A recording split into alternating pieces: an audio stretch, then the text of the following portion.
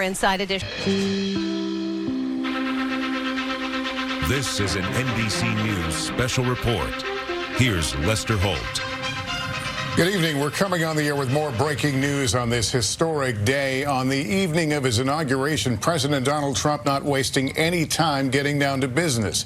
He has just returned to the White House and is signing a series of executive actions in the Oval Office, where he is pardoning some 1,500 January 6 rioters who have been convicted for participating in the attack on the Capitol 4 years ago.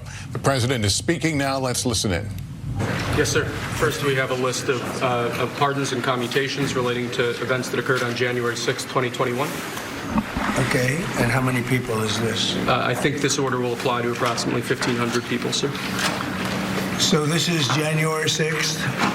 These are the hostages. Approximately 1,500 for a pardon. Yes. Full pardon. Full pardon or commutations? Full pardon. We have about 6 commutations in there where we're doing further research. Okay. Nice to see you again.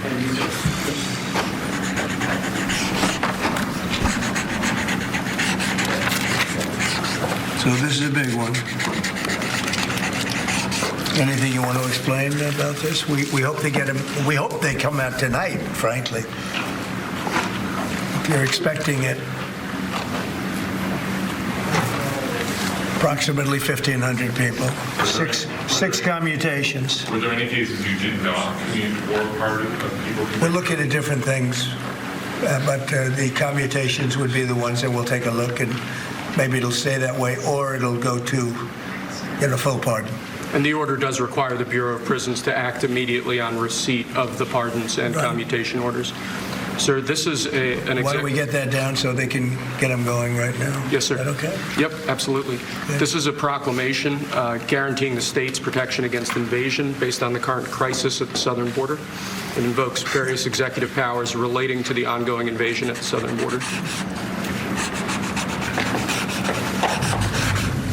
All right, President Trump, you heard him pardoning 1,500 people connected to the January 6 riot. The president referencing that he wants it to happen right away, and the wording that he announced sounds like that would be the requirement. We have a live picture, I believe, from the federal prison near D.C. here, where many of those people are being held. I'm joined now by Meet the Press moderator Kristen Welker and NBC News senior Washington correspondent Hallie Jackson. First of all, Kristen, no surprise. We knew it was likely he would do this, but 1,500, that's virtually everyone.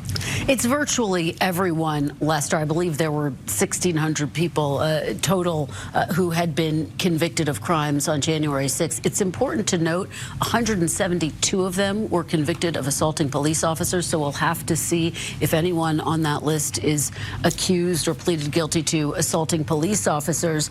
We will also look to see, it appears at this point, that it will include former Proud Boys leader Enrique Tarrio. According to his lawyer, his client is currently being processed for release from federal prison because of this action by President Trump. What's important to remember about Tarrio, he was sentenced to 22 years in prison for seditious conspiracy. He wasn't there on January 6th, but he was charged with planning the attack against the Capitol. This is part of what candidate Trump campaigned on. He said that he would pardon those who were convicted on January 6th. I have to say, of all of his policies, this is not a popular one. According to recent polling, 2/3 oppose him pardoning those who've been convicted of crimes on January 6th. I was just going to say a remarkable moment here, considering, as Kristen pointed out, the president had long previewed this was something that he would do.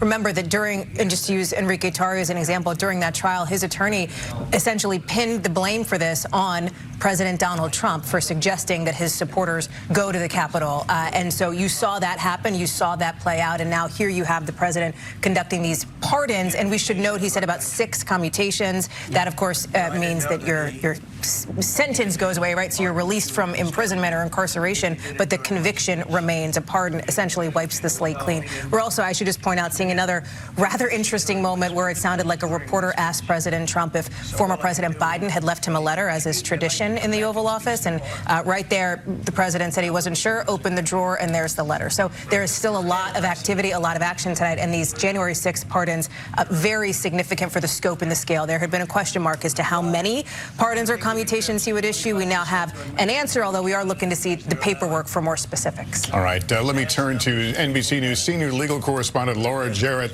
Laura, it's important to point out not everyone pardoned went to prison, or some have been released from prison. Yeah, Lester, some of them had been convicted of misdemeanors and never went to prison at all. Others, now that so many years have passed, are already out. But this pardon will still apply to them. But that was only around 700. So that still leaves another half from the roughly 1,500 people that he referenced there who do not fall into that bucket. The most sort of prominent bucket we should mention is roughly 200 people who are actually behind bars. So those people, as you heard him mention there, they're being directed by the Bureau of Prisons to get them out now, so immediately. And I should mention, nobody can challenge this. He has sweeping pardon powers as the head of the executive branch. There is nothing anyone can do to stop these individuals from getting out of prison today, Lester. Yeah, that was my follow-up question. Was there's no appeal process here? No, there's no appeal process. It is one of the privileges that the office of the president enjoys here is he has a sweeping authority to either commute. As he mentioned, there's 6 commutations. He said more research is going to be done on those, and the rest are getting a full pardon, Lester. All right, thank you. That concludes this NBC News special report. We'll have much more coverage throughout the night on our streaming channel, NBC News Now, and tomorrow on Today. Thank you for watching. I'm Lester Holt. Good night.